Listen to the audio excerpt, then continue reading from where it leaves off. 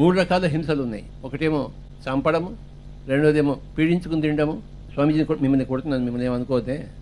ఈయన చంపడం లేదు స్వామీజీని నేను, కానీ బాధ పెడుతున్నాను. ఈయన చెయ్యి విరగొడతాను. చంపలేదు ఆయన నేను, కానీ ఏం చేశాను? హింస, కిల్లింగ్ ఇది ఫస్ట్, తర్వాత వైలెన్స్, తర్వాత ఇంటర్ఫియరెన్స్.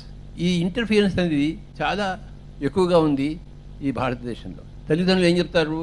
నువ్వు ఆ అబ్బాయిని పెళ్లి చేసుకోకూడదు, ఆ అమ్మాయిని పెళ్లి చేసుకోవాలి, నేను చెప్పిన వాడిని పెళ్లి చేసుకోవాలి. ఏమిటో గోల. అది ఇంటలెక్చువల్ ఇంటర్ఫియరెన్స్. చంపకూడదు, no killing, no violence, no interference. ఈ 3 కలిపి హింసగా అవుతాయి. పిల్లల్ని అదుపు చేయకూడదు, ఇష్టం వచ్చినట్టు చెయ్యి. పరిణామం ఇలా ఉంటుంది. నువ్వు తాగితే ఇలా ఉంటుంది, ఫుల్ బాటిల్ తాగితే ఇలా ఉంటుంది, హాఫ్ బాటిల్ ఇలా తోగుతుంది, మాంసం తింటే ఇలా ఉంటుంది. ఆ తర్వాత వాడి ఇష్టం వాడిది. అహింస పరమో ధర్మ. ఏ రోజైతే హింస నుంచి అహింసలోకి వస్తామో ఆ రోజు మనకి ముక్తి, మోక్షం. మనం ఆత్మగానే ఉన్నాం, కానీ మన వ్యవహారం బాగాలేదు. మనం కోళ్ళని మేకలను కోసుకుని అది మన వ్యవహారం కాదు. వ్యవహారం ఎందుకు బాగాలేదు? వ్యవహారం బాగాలేకపోవడమే ముక్తి, మోక్షం లేకపోవడం. వ్యవహారం సరిగ్గా ఉంటే ముక్తిలో ఉన్నాడు వాడు. ఎప్పుడైతే రైట్ ఫుడ్ ఉందో వాడు సరైన శాకాహారం అవుతాడో, సరైన టైంకి తింటాడో. ఆకలి లేకుండా తినకూడదు. బాగా ఆకలేసిన తర్వాత, కర్రకర్ర ఆకలేసిన తర్వాత ఇంత కంచె ముందు కూర్చోవాలి. ఆకలి లేదు, కంచె ముందు కూర్చోకూడదు. కర్రకర్ర ఆకలి వేయాలి. తర్వాత ఎంతవరకు తినాలి? కర్రలో సగం కర్ర తినాలి, మిగతా కర్ర ఉంచాలి. అలాగా ఖాళీగా ఉంచాలి. కాస్త పీకల దాకా తినకూడదు. కర్ర అన్నప్పుడు భోజనం మొదలు పెట్టాలి. కర్ర అన్నప్పుడు తినాలి, ఆ తర్వాత ఆపేసేయాలి. ఎంత బాగున్నా కదే. స్వయంగా వండుకుని తినాలి.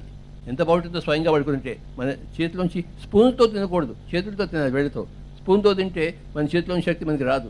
చేతులతో కలిపి తింటే మన చేతిలోని శక్తి అందులో పోయి ఆ శక్తి మళ్ళీ మనం తీసుకుంటాం. ఒక్క మెత్తు కూడా కింద వేయకూడదు. అన్నం పరబ్రహ్మ స్వరూపం. దాన్ని దృష్టి పెడదాం. తినే ముందర కర్ర అని మూడు కర్రలు ఉన్నాయో లేదో చూసుకుందాం. 2 కర్రలు తింటే ఇంకో కర్ర మిగిలిపోవాలి, కంచె నుంచి లేచిపోవాలి. ఒక్క మెతుకు కూడా కింద పడకూడదు. చక్కగా చేతులు తినాలి. చేతులు తిన్నప్పుడు ఈ వేళ్లతోనే తినాలి. ఈ అరచేతికి ఏమీ తగలకూడదు. అన్నం ఇలా పిసకూడదు. అంతా అది మట్టిని పిసికినట్టు. కొంతమంది చూశాను, మట్టిని పిసికినట్టు పిసుకుతారు.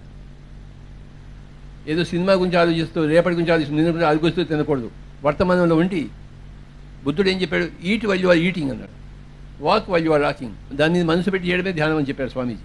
తినేటప్పుడు ఇంకేది ఆలోచించకుండా ఆ తిన్న దాని మీద ఆలోచిస్తూ తింటే కరెక్ట్గా ఉంటుంది. ఇదంతా సరి అయిన ఆహార విధానం. ధ్యానం చేస్తేనే అందరూ సరి అయిన ధ్యానంలో ఆహారంలోకి వస్తారు. కనుకనా వాడి ఆహారం ఎలా ఉన్నా కూడాను వాడికి ధ్యానం చెప్తే వాడి ఆహారం సరి అవుతుంది, వాడి విచారణ సరి అవుతుంది, వాడి వ్యవహారం సరి అవుతుంది.